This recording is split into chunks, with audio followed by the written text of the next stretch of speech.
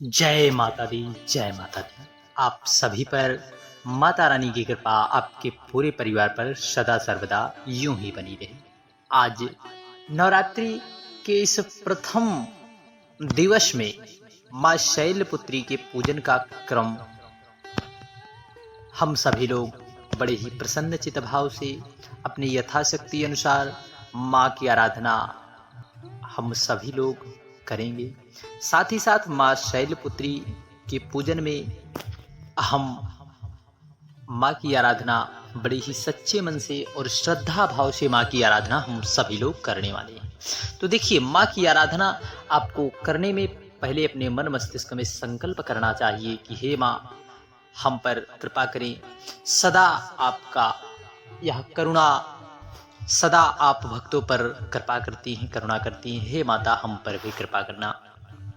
इस पावन अवसर पर हम सभी लोग माँ दुर्गा के पहले स्वरूप रूप में माँ आदिशक्ति अम्बा जगदम्बा के स्वरूप में माँ शैलपुत्री की पूजन अर्चना की जाएगी। नवरात्रि के पहले दिन घट स्थापना के बाद माँ शैलपुत्री के पूजन का विशेष महत्व है। शैल का अर्थ होता है हिमालय और पर्वतराज हिमालय की पुत्री होने के कारण माँ पार्वती को शैलपुत्री कहा गया।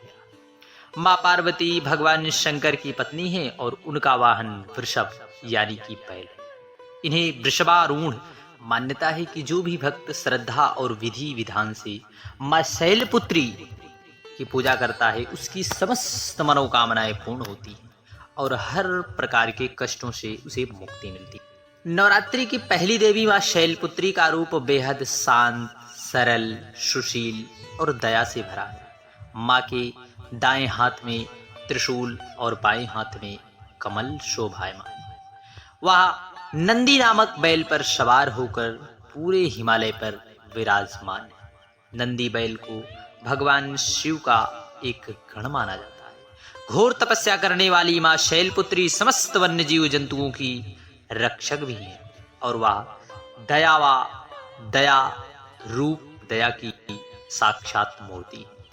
माँ शैलपुत्री की पूजा करने वाले और नवरात्रि के पहले दिन का व्रत करने वाले उपासकों के लिए जीवन में हर प्रकार के कष्ट दूर होते हैं और विपत्ति काल में माँ उनकी रक्षा करती हैं और अपने भक्तों की समस्त मनोकामनाएं पूर्ण करती हैं और साधक के मूलाधार चक्र को जागृत करने में मदद करती है। मूलाधार चक्र हमारे शरीर में ऊर्जा का केंद्र है जो हमें स्थिरता और सुरक्षा प्रदान करता है। इस दिन माँ की विशेष रूप से आराधना करनी चाहिए। माँ के पूजन का विशेष विधान है और इनके भोग में सफेद रंग का विशेष महत्व है। इसलिए माता को सफेद फूल, वस्त्र और मिठाई चढ़ाना चाहिए, जो भी आपकी यथाशक्ति अनुसार हो उसे। और माता शैलपुत्री की पूजा करने से कुंवारी कन्याओं को अच्छे वर की प्राप्ति होती है। साथ ही साथ उनके घर में धन धान्य की कमी नहीं है। माँ शैलपुत्री सती के नाम से भी जानी जाती हैं। इनकी कथा इस प्रकार है। एक बार प्रजापति दक्ष ने यज्ञ करवाने का फैसला किया। इसके लिए उन्होंने सभी देवी देवताओं को निमंत्रण भेज दिया, लेकिन भगवान शिव को उन्होंने निमंत्रण नहीं दिया। देवी सती भली भांति जानती थी कि उनके पास निमंत्रण आएगा, लेकिन ऐसा नहीं हुआ। वो उस यज्ञ में जाने के लिए बेचैन थी, लेकिन भगवान शिव ने मना कर दिया।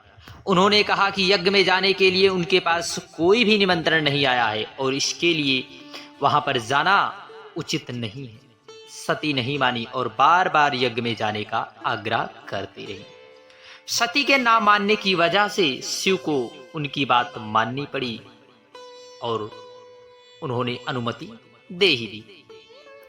जब मां सती अपने पिता दक्ष प्रजापति के यहाँ पहुंची तो देखा कि कोई भी उनसे आदर और प्रेम के साथ बातचीत भी नहीं कर रहा है, अर्थात सब ने उनसे मुंह फेर लिया है।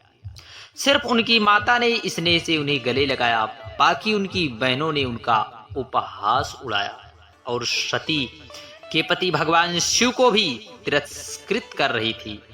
स्वयं दक्ष ने भी अपमान करने का मौका न छोड़ा। ऐसा व्यवहार देख सती मां दुखी हो गई। अपना और अपने पति का अपमान उनसे सहन ना हुआ और फिर अगले ही पल उन्होंने वो कदम उठाया जिसकी कल्पना स्वयं दक्ष भी नहीं कर पा रहे थे। सती ने उसी यज्ञ की अग्नि में खुद को स्वाहा कर अपने प्राण त्याग दिए। भगवान देवाधिदेव महादेव को जब यह पता चला तो वे बहुत दुखी हुए। दुखी और गुस्से की ज्वाला से जलते हुए भगवान शिव ने यज्ञ को ध्वस्त कर दिया। इसी सती ने फिर हिमालय के यहाँ जन्म लिया और वहां जन्म लेने के कारण उनका नाम शैलपुत्री पड़ा। शैलपुत्री का नाम पार्वती भी है। इनका विवाह भगवान देवाधिदेव महादेव से हुआ। मां शैलपुत्री का वास काशी नगरी वाराणसी में माना जाता है। वहां शैलपुत्री का एक बेहद प्राचीन मंदिर है जिसके बारे में मान्यता है कि यहाँ मां शैलपुत्री ने सिर्फ दर्शन करने से ही भक्तों की मुरादें पूरी कर देती हैं। कहा जाता है कि नवरात्रि के पहले दिन यानी प्रतिपदा को जो भी भक्त मां शैलपुत्री के दर्शन करता है उनके सारे कष्ट दूर होते हैं। चूंकि मां शैलपुत्री का वाहन वृषभ है इसलिए इन्हें वृषभारूढ़ कहा जाता है। जय माता दी, जय माता दी। आप सभी पर माता रानी की विशेष कृपा